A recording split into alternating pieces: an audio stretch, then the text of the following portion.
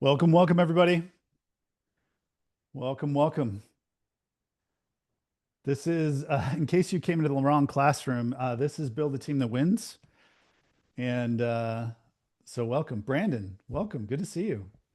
Andy Tucker, I recognize that name.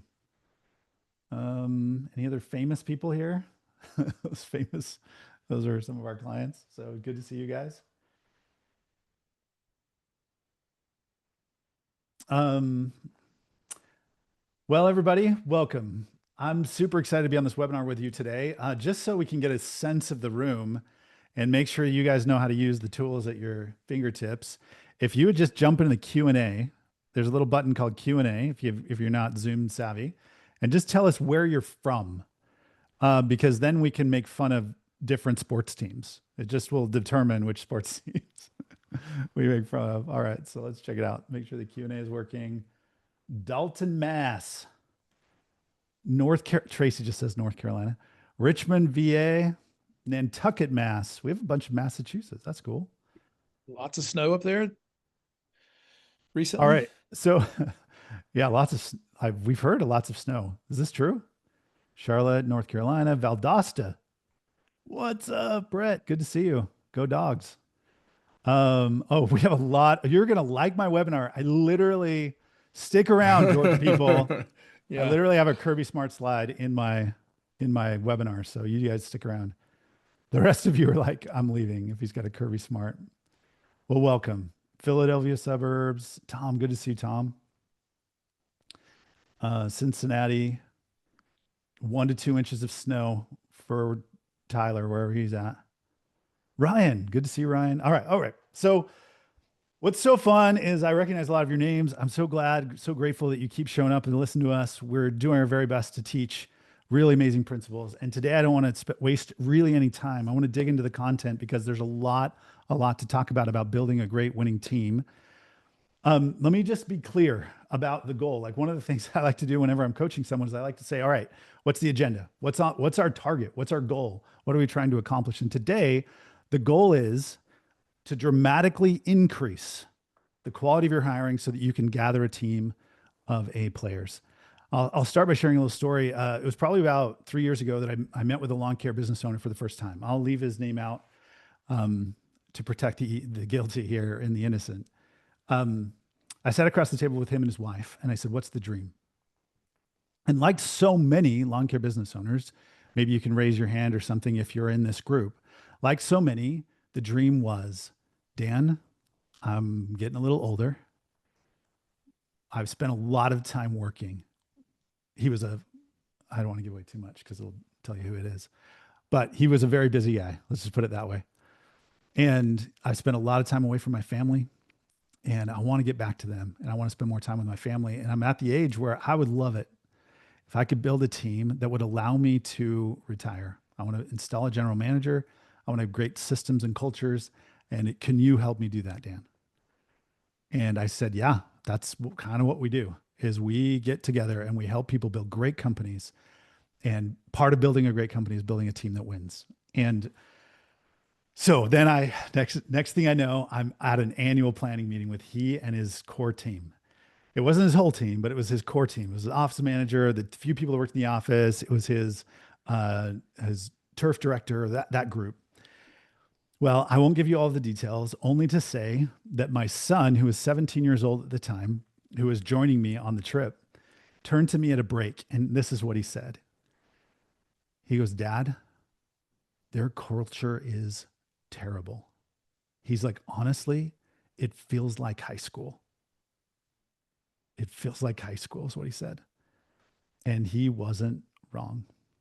By the time the meeting was over, we had one person that stormed out in a fit because she didn't get her way, and everyone else felt deflated. Well, the reason I'm sharing this story, obviously, is because they're good turnaround. I wouldn't share that story if it didn't turn around in a good way. Um, it's now 3 years later, and my friend is now officially a shareholder and not an owner, not a worker in his business. He's got a great general manager. The culture is positive, upbeat, and connected. The team is solid. The leadership team, especially, is solid and thriving. The only complaint, the only complaint that this owner had was he goes, it feels like they're just running it without me. That was his complaint. He's like, I don't feel like I'm involved in the decisions anymore. And he didn't know what to do with that.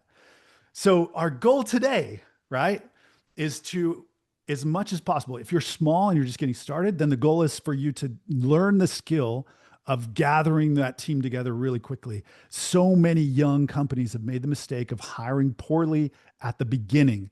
And hiring poorly at the beginning can set you back 1, 2, 3, 10 years if you're not careful. So hiring right to start. For those of you who are in the thick of it, you're at that 500K to $1 million mark where you're like starting to piece together your team. These hires become vitally important because they become the leaders. They're the next generation of leaders that show up. And then finally, if you're $1 million plus and you're building this team, you understand that getting the system and process right is absolutely vital. I don't even have to preach to you about the importance of hiring because you've already learned those lessons. So that's the goal today, Aaron. The goal is for us to dramatically increase the quality of our hiring process so that we can gather a team of A players. Because when we do, like my friend, we get to, you don't have to retire, by the way, but you could when that team is rocking and rolling and settled. Cause that's sort of your experience, Aaron. Like the reason, like it's, you own a lawn care business and yet here you are hanging out with us today because you have the right team in place. Yeah, yeah. It's also the hardest thing to do. um, it's not easy, and I think that what we're going to talk about today are things that we've learned through my business, other businesses that we worked with, and honestly, Dan, you have a lot of experience in this realm outside of our industry, Yeah. and I know our other coach Miranda, who's not able to be on the call today, is a master at this as well. And so this is the most challenging thing in lawn care is building the team to go do the work. Yeah. I feel very confident selling this work, and some days I feel confident marketing this work. Not always, but Mhm. uh, especially if you're in the lawn mowing space. I mean, I've always felt like getting clients was not the challenge; it was fulfilling the work that was the most challenging. Sure. And obviously at that level, it's a challenge. It's also a challenge as you start scaling your company and finding that right leader.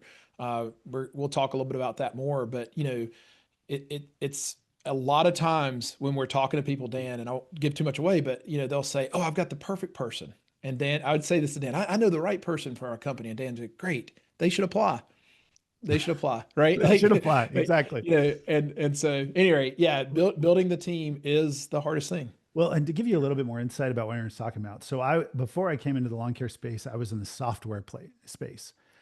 And if you think like software is a talent game and it's a big money talent game because if you can gather the right talent together, you can get hundreds of millions of dollars invested in your firm and you can go, right? Then you're Facebook or Instagram or whatever and you take off. And so it is a competitive industry to find those people. And in order to win, you have to be really, really good at this game. And all I'm doing is probably taking a lot of the lessons I learned in that very competitive industry and applying them to another very competitive industry in many ways to find somebody who is a good, talented, confident technician who's going to stick around for a while, do high quality work, and be grateful for the opportunity, right? Is hard to find. And so we have to be in similar ways, we have to be equally competitive in the way that we approach it. All right, no more ado, no further ado. And as we go through this process, um, I want you to take good notes and kind of compare against your process to see where maybe you can improve along the way. Step number one. Step number one in the process is to build a great job. This is without a doubt the hardest part of the process. So think about in an open market. If you and I were sitting across from each other, let's say we had competing taco stands at the state fair, and our stands are set up across from each other. In the end, who will win? It's the one with the best tacos. Like in the end, the one with the best tacos is going to have a long line out in front of it. And the line with terrible tacos is eventually, they might even have great marketing. They might even promote it really well. But after a while, word gets out, and pretty soon there's going to be a short line in front of one place and there's going to be a long line out in front of the other. It's just like at any restaurant, right? Like the great restaurants get around and people know. And so, your number one job as a leader, if you want to build a team that wins, if you want to build a high quality team, is you have to build a great job. So, back in the chat, let me ask you this question. This is going to be out from the group. We'll see how well participation works. Um, so, what makes a great job? If you were like to say in the open market, what are people looking for, and what makes a great job? Waiting for answers to flood in from all of you. All right, Tom Eckert, one of our clients, because I've taught him this, said autonomy, the ability to kind of have some control over their schedule, their time, their day, the speed at which they work. That's a good one. Work-life balance, right? People are like, hey, man, can we just see my kids on Saturdays? And can I take care of my family? Feeling valued is a really important one. Upward mobility, the opportunity to be uh, promoted, etc. Thank you, Alan. Okay, Andy's like, honestly, sometimes it's just that they like this is actually true. I'll call out Andy, but like one of the facts of the matter is that people will stay at a job primarily. Like one of the things that determines whether or not someone stays in the job is if they have a friend there. Mhm. And if they have a friend there, they're way more likely to stay than if they don't have a friend there. And so, yes, saying hi, feeling connected, feeling like I'm a part of the team, all of that is really great. Now, what's funny, Aaron, and I thought this would come up, but it hasn't come up. No one said better pay. All right. So, next question. Good job. You guys are playing along well. Thank you, those of you who are participating. Those of you who aren't participating, I don't like you anymore. So, the next question is this: out of these five, one through five, which one do you think is the most important to develop? One, two, three, four, five. Which one's the most important to develop? Culture, says Tom. Five, one, one. Oh, is culture the same? One and five are the same. Sorry about that. Oh no, culture of accountability. So those are different. They're both cultures, but one is just like the positive values based, and five is like, hey, we people know what's expected and we follow through and make sure they do the work. Ones and five, lots of ones and fives. So one, four, and five. Tyler's like, well, I'll take them all. Thank you. Um, what would your answer be, Aaron? If you were going to the market and you wanted to say, I have a great job, which of these five would be the most important? Hmm. Gosh, it's hard to pick one, to be honest with you. But I mean, I would lean culture. I would lean three would be hard for me not um, to pick. I think culture happens once your guys come in the door. To get people to come in the door depends on when you're talking, right? Are we trying to attract at this point? We're trying to get someone who knows nothing about Yeah, us, right? it's the truth is like it's both, right? Like we want to attract Mhm. and keep. So both are Yeah. important. So it's I think you get people through the door with a career job, which I equate to health insurance, 401k, full-time work, right? Maybe not top of the, I mean, top of the market pay. Ideally, we would pay really well for our jobs. So two and three are going to get you through the door, and then one, four, and five are going to keep him there. So Yeah. that's So kind of how I'd answer it. in order for you to build a team that wins and that lasts, that is going to be winning for a long time, the answer is you, like some of you already said it. It's like, I want all five. Why can't I have Yeah. all five? And the truth is that in order for us to get someone to come and get someone to stay, one of our primary objectives of business building, I don't know how to say this strong enough. One of our primary objectives of business building has to be to build a great job for a great employee, to build a great job that people want to come, they want to stay, they can afford to feed their families. Like we want to create an awesome job. And in order to do that, by the way, we have to have an awesome business. And you can go back to the last webinar we taught last month where we said, hey, listen, you've got to be profitable and you got to price things correctly. Because if you don't price things correctly, you can't be profitable. We got to be efficient in order to what? Buy a lake house? Well, yes. And in order to do what? In order for us to take care of a team, to hire the people that come to work every day and they go, this is an awesome job. I am so grateful for my job. I feel lucky. I feel appreciated. I feel well, like fairly compensated. I can take care of my family the way that I want to take care of my family. And by the way, I feel like I'm winning. I feel like pride. Um, there was a book by Daniel Pink that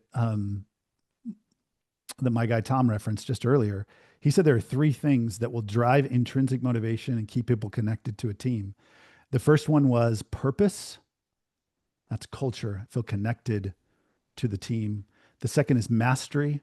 I'm good at what I do. I feel successful. Like, you know, the guys on your team that you go, dude, I'm good at this.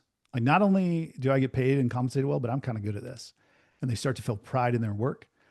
And then number three is autonomy, the ability to have some choice, some decision making in the process of their lives, in the way, either the way they do it, the way they organize it, the way they roll out in the morning, how the work that they do. Now, today we're not going to talk about all the things that would be required for you to build a great business, but understand, if I have all five of these things listed on the screen and you have one of these things listed on the screen, I'm going to win. I'm going to win. I'm Georgia and you're North Dakota State. Actually, North Dakota State's pretty good. But I'm Georgia and I got all the things, right? I got the cars and the money and the good coaches and the fitness centers, and I can get you in the NFL. I got all the things.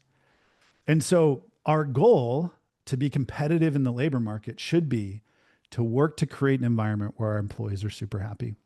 Aaron referenced the fact that I used to work at a company called Infusionsoft, where I learned a lot of these things.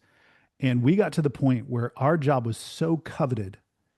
Like, we had such a great job. We had a dream manager. We had a cereal bar. We had ping pong day. Like, it was such a coveted job. And more importantly, we had core values and culture that people cared about, and they loved each other and we cared about each other. And it was amazing. And all the husbands would go home. This is what happened. I can tell you right now, it happened to me. I would go home and my wife would be like, how was work? And I was like, oh man, I love my job. Love my job. I love my job. Then my wife would go talk to her friends and they would all talk about how their husbands hated their jobs. And my wife would be like, oh, they should apply at Infusionsoft. And the next thing I knew, we were harder to get into than Harvard. We would have 100 applications for every job opening. It was uber competitive. Why? Why did that happen? It wasn't because we were better at marketing. It was because we had a great job with a great culture, that we cared about people and we took care of them. We had people taking pay cuts, by the way. Pay, by the way, is one of the less important things. We had people taking pay cuts to come work at our company because they love the culture. So job number one is to build a great job. Now, if you are sitting there in your seat and thinking, holy cow, yeah, I got to do that. I got to figure out my company. I got to figure out how to create a business that will allow me to pay at the top of the market. Right now, I can't pay at the top of the market. I got to figure out how to build my culture and team. And you would like some help, please, please, please come ask us. We would love to talk you through at least the first 90 days of what you need to go do in order to head in the right direction.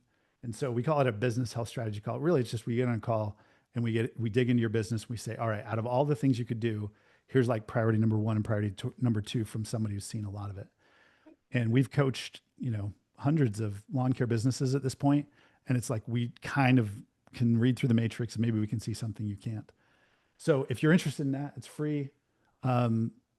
We try to provide massive value. If you're interested in learning about our product stuff, you can do that. But I just wanted to offer that at this stage because honestly, the rest of it hinges and is dependent 100% on whether or not you've done the first one well. Everything else gets really tricky. It gets dicey if we don't do the first one well. And by the way, doesn't matter how big you are. Even if you're a really small company, you can build a great job. You can create a great job. Dan, I think it's important to say right now to maybe if you're on this call and you're like, I'm just in the field myself. I'm one person in my company. I'm a small owner operator. My question to you would be, do you envision your company one day being, $1 million a year revenue company or more? And if the answer is yes, then it's incumbent on you today to start thinking like $1 million business, Mm, right? Like if I don't care if you have $0 in revenue right now, you're a startup, but you're like, I'm going to build a $2 million business or a $4 million, whatever it is, then you have to start thinking and acting like that business. And so you would start building the foundations of how would a $1 million business hire? What would that, you have to create that job first. Actually, Dan, yesterday I had an electrical company in here, friend of mine who is, wanting to scale his business. And we went through our process, right? What we teach, and he landed on, hey, I think I could build a $2 million service business. He's for 26 years, he's done all the work himself with a helper. And he's like, I'm ready to scale. yeah. And I said, well, we got to start thinking like that business. So Yeah. So if that would be helpful to you, there's really this feels pitchy, but it's really no obligation. It's like we want to provide massive value, and then we can chat. Obviously, we want to chat about our products if you want to, but if not, it's good. We can still be friends. It's kind of like if you bumped into me in the hallway and said, "Hey, ask me about my business." All right, next step. So once we have a great job to offer, meaning we have those five things: good pay, career benefits, great culture, culture of accountability. We give them all the things they need to do to be successful at their job. The next step is this. You need to sell the business because it's never going to happen. You're not going to find it. No, don't sell the business. What I mean by that, what I mean by sell the business is this. You have to pitch it. You got to sell the fact that we have this great company. By the way, Phil is my favorite person because he laughed at my joke via the chat, which is very nice. Um, you have to pitch it. You have to sell the company. When I was a young entrepreneur, I remember I had a tradition that whenever I felt really depressed or sad or challenged or overwhelmed by the role of entrepreneur, which comes along, I would go to Indeed and I would open up and I would look for a job. And the reason I did this is because I would read all the job descriptions. I would read the boring corporate nonsense that was showing up on the screen in front of me. And it just sounded so awful that no matter what I was facing in my entrepreneurial journey, that sounded worse. And so quite literally, that was my way of like, it was so repellent that I was like, there's no way I could ever get a job again. I got to stay in this entrepreneurial thing because I could never see it again. So if you have a great gig, you need to sell it because so often, and I've seen, I won't tell you what company this is, but this is a very, very successful lawn care business. This is their job ad that they put out to find a lawn care technician. Um, and this kind of drivel is happening all over the place. By the way, this is good news for you because this is like one of the top 100 lawn care companies in the country, and this is their job ad. They haven't figured it out. And so let's see. Raise your hand if this sounds like something you're excited to do. Our company is seeking dedicated, dependable landscape laborers to work safely in the field. As a landscape professional, you will work alongside other crew members. What?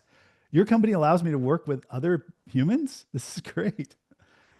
And receive direction from a crew leader and all report to an account manager. Raise your hand if you're super motivated by that. No, right? That's terrible. Like, can you imagine, Aaron? Like, you would never, ever, if you had maybe a nephew or somebody, you're like, I want to get him in my business. He'd be great in my business. And you put your arm around him and you walked in and you sat him down and you said, hey, man, I just want to let you know you get to work with other crew people and receive directions from crew leaders. Hubba hubba, sexy, sexy, right? It's like, oh, like you would never pitch a job that way. And yet sometimes that's the way we write this. So I want to give my kudos. I'll give the alternate example. Let me give my kudos to my guys at Northern Outdoor Lighting. They're one of our clients. We taught them this principle and they applied it. And they were hiring an office manager and they were feeling a little bit discouraged as they've hired before and they hadn't had much luck and they'd really struggled to have anyone really quality come in. It was very typical, right? They would put out the job ad, they'd get two or three applicants, they'd interview them, they're kind of okay, and then they would choose the best of the bad. And I said, hey, why don't we get together and actually write a job ad as if you were telling someone about the job, like if you were sitting across the table from them. And this is what they wrote. They wrote, um, we're Northern Outdoor Lighting, a dynamic, fast-paced lighting team that's equal parts dedicated and fun-loving. We work hard, but we also make sure to carve out the time for the occasional trash can jump shot. Kobe. They're in Boston, so I'm not sure where they put Kobe. Should have put Larry. Snack break and spontaneous brainstorming session where pizza is often involved. We're looking for a detail-oriented friendly office manager who will not only keep our office running smoothly, but also add that personal touch that makes our office feel like home, or at least a place where people actually want to show up every day. Within 7 days, they had 150 applicants and had to turn off the ad. The woman they hired would later say, I read the application. I turned to my husband and said, this is the place I want to work.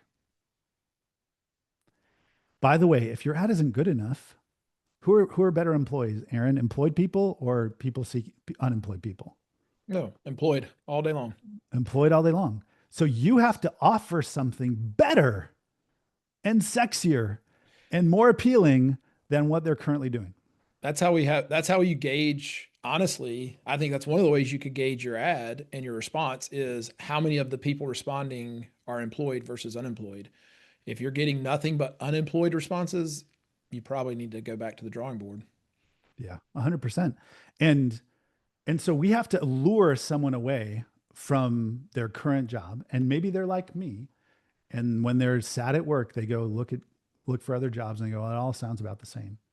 You want to stand out in the job market because when that happens, instead of getting the good people, the talented people, the smart people, the hardworking, humble, hungry people, they get to pick their job. They know it. They get their pick of the litter on the jobs. And so if you're not in that top tier, then you may not ever even hear from them. And then you're in that group that goes, man, there's nobody good out there. They are good Yeah, out like there. They're just not responding to your ad. think about it too, Dan. Like if I'm employed and I'm at a company where I have benefits, I have a guaranteed job, like it's a full-time job, right? I don't have peaks and valleys of seasonal work. I have health care. I have a 401k match or a simple IRA match. Um, I have, a couple weeks of vacation, right? Or, 15 days of vacation, whatever, and PTO. Um, I'm not going to give all that up to come work for a company that one doesn't offer any of those things, but also two, if you do offer those things, you need to think about how quickly I can attain those as an employee because you're going to ask me to leave and come to work at your company and wait a year for vacation or wait a year to Yeah. get health care. So like the onboarding process of a great employee, you got to make it so I Yeah. can And get those what's things sad, pretty it's like a quickly. little bit of a doom loop because people make those policies like you can't get time off for a year because Right. they've made bad hires. Yep. Those bad hires are now creating bad policy, which Yep. is repelling the good hires, right? Yep. And so in order for us like have faith in the people, like go, I'm going to create a sweet gig. And then by the way, going to be very selective about who we let into that gig, but first we got to create the sweet gig and we got to promote it like crazy. Yep. Now it sounds different for different people. I'll give you another quick example. We're the Cut Lawn Care, a group of family-centered, humble craftsmen that loves work hard so we can rest easy. We're unreasonably dedicated to that love your lawn feeling, and we'd much rather be outside with our hands in the dirt than inside an office, even on the days when the hot Texas sun feels like a furnace.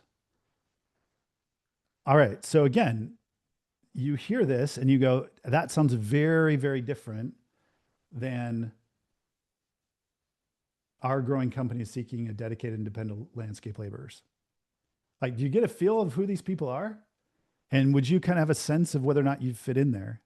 And one of the things I love about this one actually is it both attracts the right people, but it also repels the wrong ones.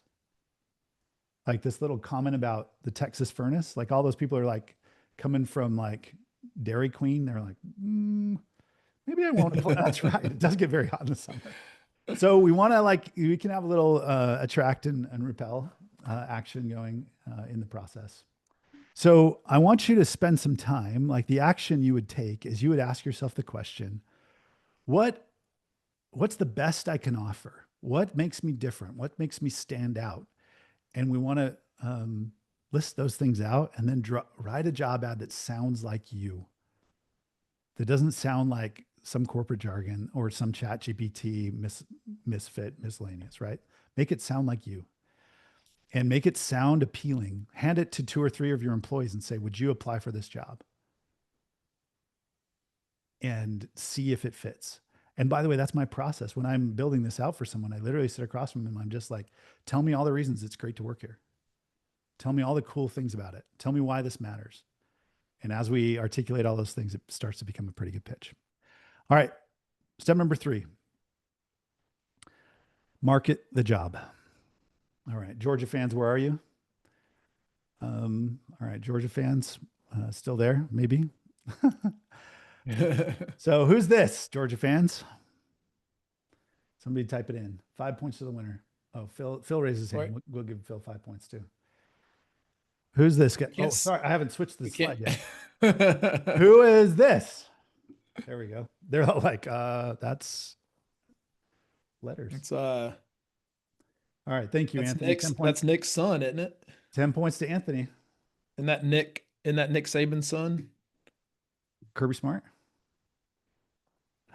Taught him everything he knows, right? Alan goes, the best coach in college football. Arguably, the best coach in college football. You certainly could argue that.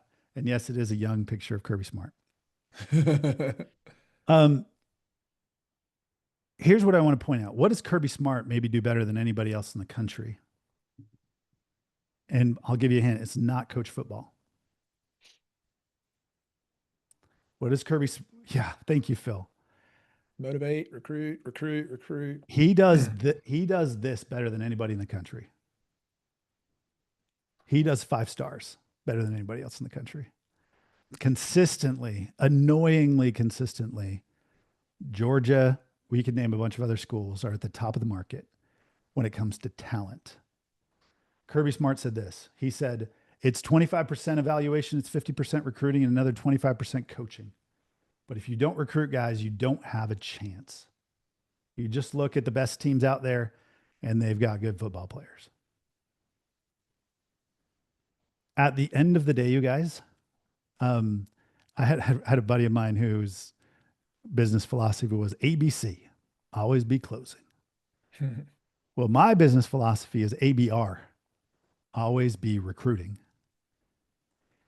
And I actually did a little research on this, Aaron. Any guesses on Kirby Smart makes $12 million a year or somewhere around there to coach football? That's it. So first of all, we're paying $12 million to a guy whose job is 75% evaluation and recruiting. Okay. Just to give you an idea of the investment we're making here. And Georgia also happens to have one of the highest recruiting budgets in the country. This is, by the way, not including NIL and all that other stuff. At $6 million just for the recruiting division to go recruit players. So I was like, does that mean we should be spending half of my annual salary on recruiting? I don't know that I can recommend that, but we should be thinking that way, right? We should be thinking, man, my business gets way, way better when I go gather in great talent. And so I should be like, if I don't have money to spend, I should be spending time. And if I don't have time to spend, I should be spending money to go figure this out.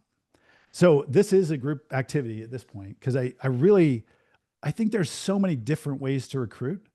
So for you, what are the best ways you've found to go find good guys? I'll point out Andy's. Andy's is a great comment. He said, my current team.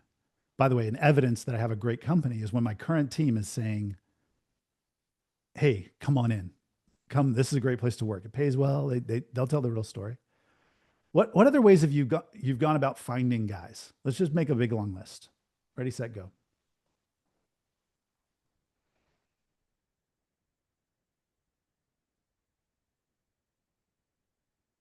All right. Phil said Facebook posts. Love it. Like one of my epiphanies in all of this is that everything you do in marketing, almost, maybe with the exception of like local service ads, but pretty much anything you do in marketing, uh, you probably could do in recruiting. So business Yeah. development, asking partners, building referral programs, word of mouth from other employees, hitting our personal networks, knocking doors, not probably not knocking doors. I would be very impressed if somebody went knocking doors and said, "Do you want a job? Do you want a job?" All right, posting. This is a good one from Ryan. Like to be posting great, cool things that your employees are doing, promoting your culture. I had one company that I really liked this idea.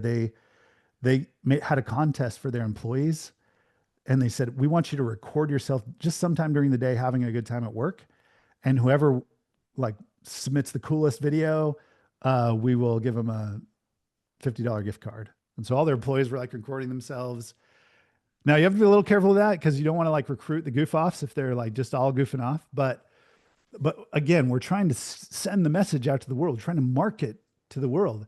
Hey, we've got a cool job and you should want to work there. When you do this right, you get to the point where quite literally there's a line, right? There's 150 applicants and or a waiting list at your door of people who want to come be a part of your company.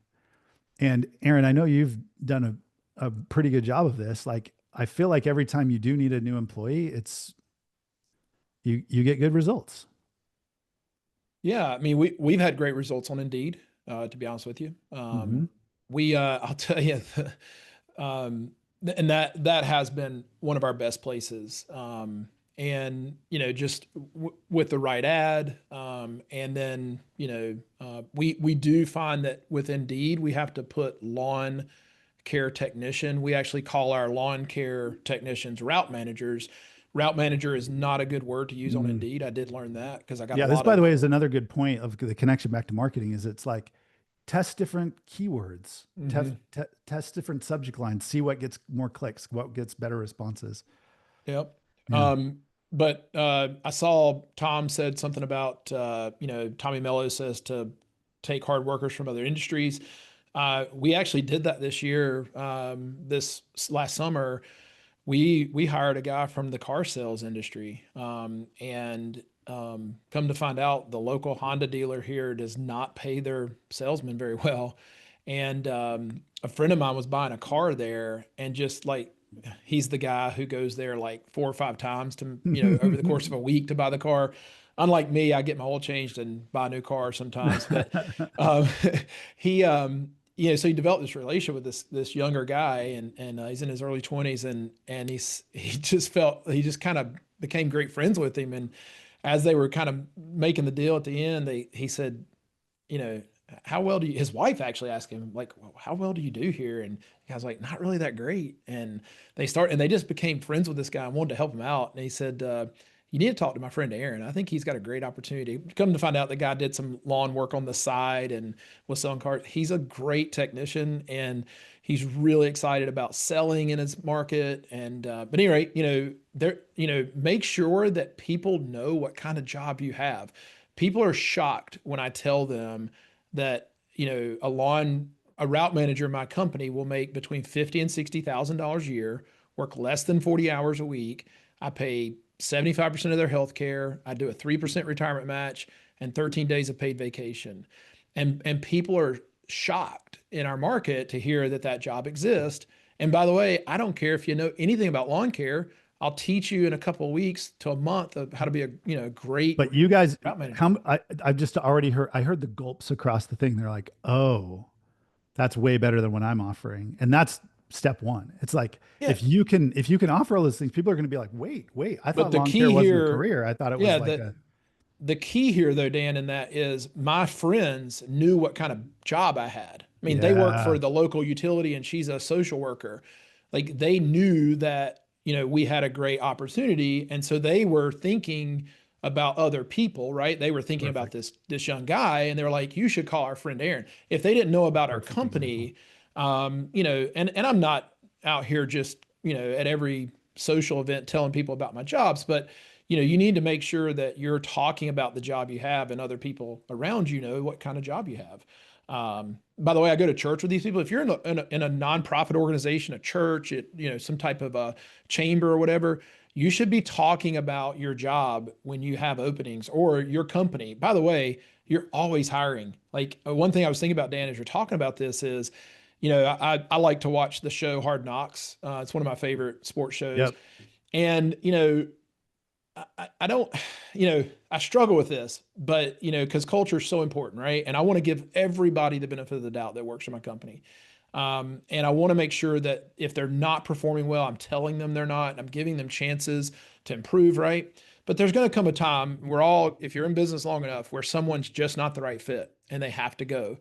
And you've got to constantly be building your bench and bringing people on, especially when you feel like you've got someone that doesn't really fit the culture or fit the mix. You got to start, building that bench so you can replace them. You should not be afraid.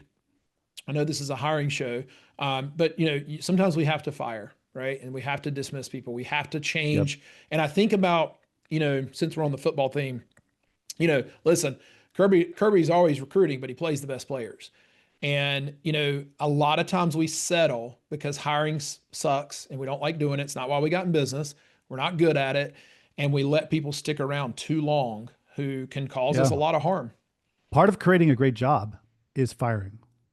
Uh, If yeah. you You want to, want to, yeah, go ahead. What does Dave Ramsey say where he's like, hey, the horses don't want to work with donkeys. Yeah. And so you better kick the donkeys out because the thoroughbreds are going to leave if you Yep. don't. Yep. It's honestly probably the most common reason why I feel like companies don't have a great job is they don't have great staff. They have cranky, ornery, whiny staff. And it's like, I wouldn't want to go work with them. And by the way, as an owner, I think subconsciously I might even say, man, I don't feel good about having my friends come work here. It's a terrible place to work. I actually asked Yep. an owner once, it shocked me. I said, well, why would someone want to work at your company? He's like, I don't think they would. Why would you want to work at your company? I don't want to. Like, it's like, man, you got to go build a great company, and definitely firing is part of it. All right. So, by the way, get a little competitive, you guys. Like, here's Kirby Smart, tongue out, Tennessee, and he's going, bring it on. Right. So, get that competitive juice in you to go find good talent. Does that make sense? Go get that competitive juice in you to go, hey, I'm going to go win the recruiting battle and I'm going to go build a cool business. Because otherwise, this Kirby Smart guy, is going to keep winning, and it's time for somebody else to win for a change. All right, I got to keep going. Next step, we call it run the gauntlet. If I do the first three steps correctly, I'm going to have a list of people. I don't know how many. It depends on your market and a lot of different factors, the job, but you're going to have a group of people that apply, and that's the goal of all the other steps is to get a pool of candidates that are ready to apply. Now, I need to tell you just a little, I'm going to tell you a little story here for a minute. Hope it's okay. It's a little personal. This is my daughter, Malia. Isn't she so cute and so precious? This, by the way, is a more recent picture of my daughter, Malia. She's gorgeous. She is such a beautiful, wonderful person. By the way, she'd probably be embarrassed that I said this, but she's never kissed a boy. She's a pure vessel, man. She is like, she's had very little interest, and I haven't encouraged it. But here's the scary part, my friends. I want to say the sea was angry that day, my friend. Here's the scary part, my friends. She just went to college where these things ensue and these people exist. And I'm telling you right now, these seem like very fine young men, but I am terrified that my daughter will find some guy and just, it's terrifying. So I encourage my daughter when it comes to men, hire slow, fire fast when it comes to men. I say to my daughter, I even have given her my how to fire speech. It's like, I've thought about it long and hard. My decision is final. We're not dating anymore. Like, I've taught her my how to fire speech. But the reason I bring that up is, in the same way, if my daughter came to me and said, hey, I met a guy, he's okay, 2 feet in a heartbeat, and we're getting married, I would flip out. I would flip out. I would be in prison. Um, and why? Because I want my daughter to choose the very, very best. And so I'm going to say to my daughter, take your time. Don't rush into it. Date for a while. Get to know this guy, right? Make sure you're compatible. Well, too often in our business, we hire slow, or we hire fast and we fire slow. We have it totally upside down. Like, because, and by the way, because we're too slow to hire, we have to find somebody right away. They quit, they left. And it takes us, like, it's like, well, I need somebody to mow the lawn. So I'm going to hire somebody. I'm going to find the first person who walks through my door. What I'm encouraging you to do is, once we have the big list of applicants, because we have a good job, because we've sold the job, because we've, marketed it, and we have a nice list of candidates now, we have them do what I call running the gauntlet. Now, for those of you who aren't history buffs, running the gauntlet was a 1600s Prussian punishment war. It was a war punishment. And what would happen is, if somebody abandoned the military or whatever, they'd catch them and they would have them run the gauntlet. And you can see the pictures here, that basically they would line up across from each other, and it would sticks. In this case, it looks like spears. And they would just basically beat the guy to death as he tried to make it to the other end. The rule was, if he made it to the other end, he was then worthy to rejoin the military, and he was welcome back from full fellowship. Catching the analogy, right? Once we have a big long list of candidates, what we're going to do is we're going to take them through a lot of steps. We're going to kind of beat them up a little bit to find out if what they're worth, so that we can evaluate whether or not they're a good fit. And so we recommend you run the gauntlet. Running the gauntlet simply means that you have a bunch of different ways of evaluating people. I usually recommend a lot of different eyeballs, a lot of different perspectives, and a lot of different environments, as many as we can muster. Now, obviously, the bigger, the more important the position, the slower we go and the more we put them through. And maybe some of those frontline positions, it's maybe not quite as intense, but we should make it as intense as we can afford to, so that we can, again, validate and find out if somebody's a good fit. Here's a list of a handful of things that I've seen companies do to build out their gauntlet. And companies will have 4 to 5, 6, 7 steps sometimes that someone has to make it through in order to prove their worthiness to work in a great company like yours. So, for example, I like this one. So I've had companies that will do some kind of application follow-up request, where they will say effectively, hey, thanks for submitting your application. This is all automated if you do it right. We just had a couple more questions. Would you answer these questions? Well, what are they testing? They're evaluating whether or not that person is responsible enough to check their email and return an email. I know that sounds simple, but they just want to know, hey, are you willing? And by the way, we do that with hiring some of our overseas staff, and we'll get a list of almost 200 applicants whittled down to 40 just from Yeah. that one step. Then we might do what we call core values phone screen, where we get on the phone and we say, hey, we just want to do a quick phone call with you, and we'll evaluate, whether or not we feel like we get along. I call it my 5-hour plane flight rule, where it's like, would you want to sit across next to this person on a plane flight for 5 hours? Like, can we just evaluate whether or not they even fit close to our culture and our values? I like the walk around interview, Aaron. I think a lot of the guys that we hire are probably not very comfortable sitting across from the desk. And those who are sitting Yep. across from the desk, comfortable sitting across from the desk, probably aren't going to be as comfortable sitting in a truck Outside. and Yeah. outside, right? So I love a walk around interview. Well, I'll kick the truck tires and I'll show them our equipment, our setup, and I'll ask them questions about it, what they think, how it works. I think you could do a working interview, even if it was something as simple as like, hey man, I'll tell you what, I just want to see that you feel comfortable with the equipment. Why don't we have you try it on? We have a little patch of grass out there, let's spray some water on it. Like even something as simple as that. Let's see him do the thing that, right? You get the idea? So it's like we want to put a bunch of steps in place so that we get at least the best possible opportunity to evaluate whether or not they're going to be a fit. Anything you'd add, Aaron, to that? I was replying to some questions, but no, you covered it all. I mean, again, this is where the core values are so important, right? Mm, Like I have folks all the time, Dan, when we're talking about hiring, they'll say, "Oh, I know the perfect person. He can do everything," and I'm like, "Great. I don't care if he can do everything. If he's better than you at everything in the business, if he's a core value felt, if he doesn't fit the core values, you can't hire them. It's yeah. not this is not a skills game. It's a core value fit. And I think you gave the example of the 5 hour plane flight, right? We talk about the road trip, right? The road trip, the destination doesn't matter. Like if you got the right people in the car, man, I don't care where we're going. If the right people in the car, let's go. Yep. And equally, you could be on a flight to Hawaii or somewhere that you want to go. I don't know. That's a good example of somewhere I'd like to go. And man, if you put me with the wrong people, I'm not interested.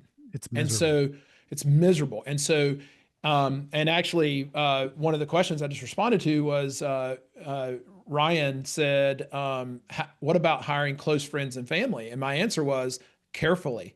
If you don't have great culture in your company, if you don't have accountability, if you're not doing, you know, uh, if you don't have KPIs, if you don't have systems and processes in place, it could be miserable. And then at that point, do they fit your core values? Yeah. It's And let me say oftentimes, this, by the way, the reason it works is because you were raised in the same house, you have the same core values. That's often why it works. But at the same time, sort I've of. seen it go the opposite way too. Yeah, for sure. Well, and what I was going to say is like let's also be. I like to say this about core values. Core values are not right and wrong necessarily, Mm-mm. right? Like, just like Dan. I mean, I don't know. Like, if you and I shared a vehicle, I don't know how you keep a vehicle, but I'm a real neat freak about a vehicle, and I wash it a lot, and I like it to be clean and all this. If you're not that guy and you and I share a vehicle, it'd be tough, right? Like, Not I gonna mean, get along. Yeah. this is the way that we handle some things might be painful, right? Depending, and it's a real simple example. I'm not suggesting that Yeah. everybody you hire has to be a neat freak, but there's just things that, those are the things that rub us wrong, right? Yeah. And so, That, I don't that care what your actually is an skills are. interesting interview gauntlet example. Just they're gonna if they drive a vehicle to your place, just go like out and meet them at their Oh, car and take a look inside. Check their Facebook profile. Like there are just so yeah. many ways. And if you're really intentional about it and just a little clever, you can think of a lot of different ways to evaluate a lot in a short period of time. And that's the goal. And it Yep. doesn't mean when we say hire slow, I don't mean in a lot of different days.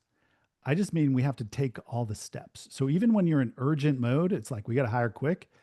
All right. Well, we got to do 7 steps today. Right. We got to do all 7 steps today. We're going to line them up and get 7 steps pushed through so that we can really evaluate. I probably don't need to mention it, but the cost of a bad hire is enormous, both to your team and to your staff. And then the whole process, by the way, if they're bad, they're probably going to get fired or quit. And so that means we have to start the whole process again. It is worth it. Just like I would say to my daughter, it is worth it to wait for the right guy. Um, so please, please, please don't just marry the first guy that comes along. In fact, I'll say this to my daughter, I'll say this to you. If it is not a hell yes, it's a hell no. And I have a lot of my clients that I work with, and it gets very muddled in the middle. And my favorite question is it a hell yes? And they'll go, nope. And I go, oh, then it's a hell no. We're not doing it. And Aaron and I, we just hired a new coach who you'll learn about more if you follow us on social media. Um, he's on the call today, so I get to brag about him, but he was a hell yes. He was a hell yes. And in fact, I still am like a little surprised he wants to work with us. he's he's that much And, cooler. He's that much cooler than us. and And let's be honest, Dan, like at the very beginning when all the candidates came in, I was very interested. but there were some other candidates that I was like, oh, I knew some of their background and I didn't know our new guys much. And you know, it, if we didn't, we practice what we preach is the point I'm making here. And as we went along through the process, it became very clear. And someone that, you know, was a hell no was like somebody we thought was, you know, a good candidate, and it became very clear they weren't.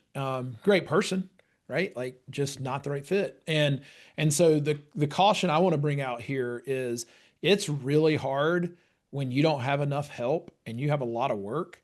And it's real easy for Dan and I to sit here on this call and be like, take your time and don't, you know, and Dan's right. If you're in a bind, you got to move through the steps quicker. But you still go through the steps, and you cannot settle. Settling for these people are going to represent your company. They're going to drive your vehicles. Um, you're not going to have control over these people for 8 to 10 hours a day. You know, like how they act in traffic. Um, I've had an employee like drop his pants and pee on the side of a client's house.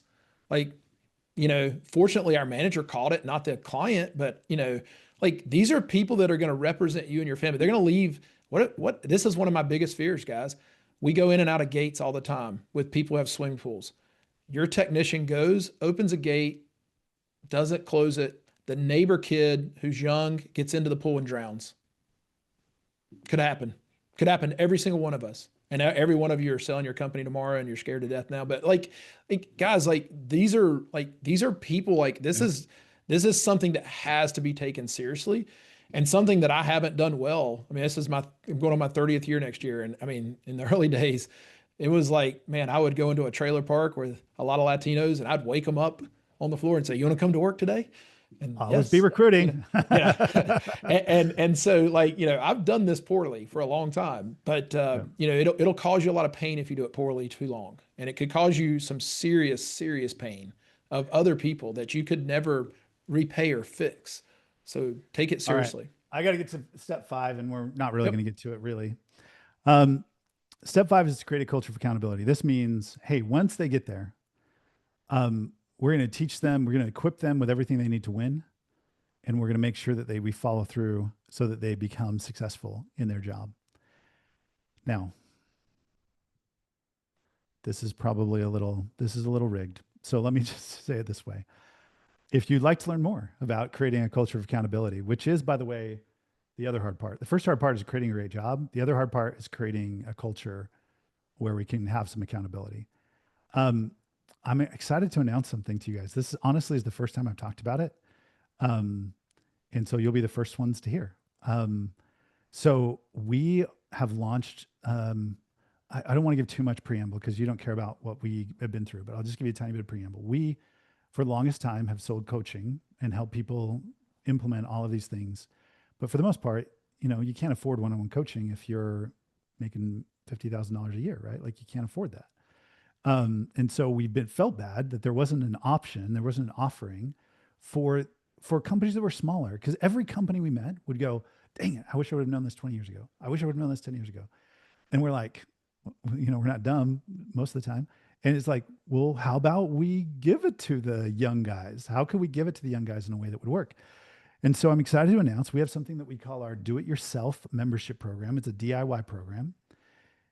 We call it our DIY program, and it's awesome. We basically just said, hey, we're going to take all the lessons we teach over and over and over again, and we're going to like put them in courses, and we're going to give people access to that so that if they are hungry and humble and committed, they can go put all of these things in place. At the moment, we have, I think, 15 on demand courses, video lessons, step by step, swipe files. So it's like, hey, you want the door hanger? Just take ours and send it to Fiverr and get it edited to look like yours. We have like, hey, you want the hiring checklist design we have? Well, you can use that one. So it's like, it just speeds it all up for you. The goal is to make it a lot easier for you. And it's $97 a month. And we're going to give it all to you all for free because again, we're a little bit new. Um, and it's, so be gentle with us for the first 30 days. We're just going to give it to you for free. And you get how this game works, but in my mind, I was like, well, I don't want to have anyone sign up for it that doesn't want it. And so if you want to just come check it out, and if it's great and you love it, stick around. If it's not great, it's not what you want, then you unwrap the gift, but you didn't want to keep it, right? And so that's our offer today. All you have to do is you have to just go to, I think I have a slide for it. You just have to go to this QR code or go to, I forget the URL. Use the QR code, or we'll send you an email that will give you details about it. So take this QR code. It's going to take you there. You're going to use the code podcast at checkout, because we use this for our podcast as well. So when you get to checkout, put in the podcast in the coupon code. It will zero out the total. You won't pay anything, and you can go check it out. So, and by the way, I recorded a course called "How to Create a Culture of Accountability." So you can go check out that course and learn how we create a culture of accountability with KPIs, et cetera. By the way, I'm Aaron, I don't know, you can talk about it too, but I am so pumped for this, in part just because I feel like finally we're able to help those who haven't been able to afford what we could do before. Yeah. So when Dan and I sat down and founded the Lawn Care CEO, we were sitting at my dining room table. Dan's from Phoenix. I'm from Charlotte. So Dan had flown over to Charlotte, and we were sitting at my dining room table, and we wrote a mission that day. We're 2 years into our 3-year mission now. And the mission is to build a shareable coaching model that really helps companies thrive. It was not to, it was to help people. And I don't know who said it, but somebody said if you help enough people get what you want, you get what you want, right? Zig Ziglar. And Zig Ziglar, yeah. And so that's been our goal through this whole time is we don't have all the answers. We won't ever, and neither do you, and neither does anyone else who's trying to help us. We're all on this quest to get answers, right? And so, but our mission has been this 3 years is to build a shareable coaching model that really helps people. And the first couple years, it was like, all right, Dan, we got to go help some people and figure out what helps people best. And I feel like we've got a really good understanding. We have a much better understanding today than we did 2 years ago. The secret to a lot of what we do is we don't always have the answers for you, but we're really good at helping you figure out what those need to be and guide you through that. And it became very clear there's 700,000 lawn care companies in the country. One-on-one coaching can't reach those either. And so, but they all need help. Like, I mean, probably all 700,000 need some kind of help in their business. And so we did realize that the majority of that 700,000 were smaller companies. They were wanting to be bigger companies, most of them, but they were smaller. And delivering the medicine we give was really expensive the way we were doing it. We'll still deliver it that way because it is the best. But this is a way to take a lot of those things that we teach the very same way we teach them to people one-on-one and doing it through these classes. And so I think it's important to understand that there's probably close to 40 videos in there right now. Yeah, 50 plus maybe. Yeah. And so there will be courses added every week. The goal is to continuously add to that. And also, there'll be some additional things from that as well. So, yeah. Yeah. So it's our gift to you. Please accept our gift. We would love it. If you don't accept our gift, we don't like you anymore. We're not friends. So, no, please accept our gift. So two opportunities, right? So this one, which is to kind of get your first month free. And then don't forget, if you do feel like, hey, it's time for me to really turn this around and I got to get my business right before I can start hiring right. I got to get my, I got to get this kind of all of these pieces in place. Let's just sit down. Like me, Aaron, one of our coaches, it's like, let's sit down and like, let's dig in a little. And we've had some awesome conversations from our last webinar, and Yeah. we would love to have great conversations with you. Here's my parting shot, and then we'll let you guys go. My parting shot is simply this. First of all, thank you for being here. I feel honored that people want to listen to me still, and I'm grateful that you're here. I hope this is helpful. But principle number 2 is like, there's a moment where you have to make a decision. Like life, what's the old saying? God loves the righteous, but blesses the bold. It's like, there is a moment where it's like, hey, I got to go. and I got to change. And I don't know what that change is for you. Maybe it's something we're offering, maybe it's something else, but make the move. Make 2026, this next season, the very, very best. Make it transformational. Your family deserves it. Your community deserves it. You deserve it. Hopefully we can help. Aaron, any parting shots? That's it. You said it. You said it better than I could. All right. Thank you. Thanks, you guys. Be well. Thanks, Phil. Thanks, Michael. All right. We're out in 3, 2. See you guys.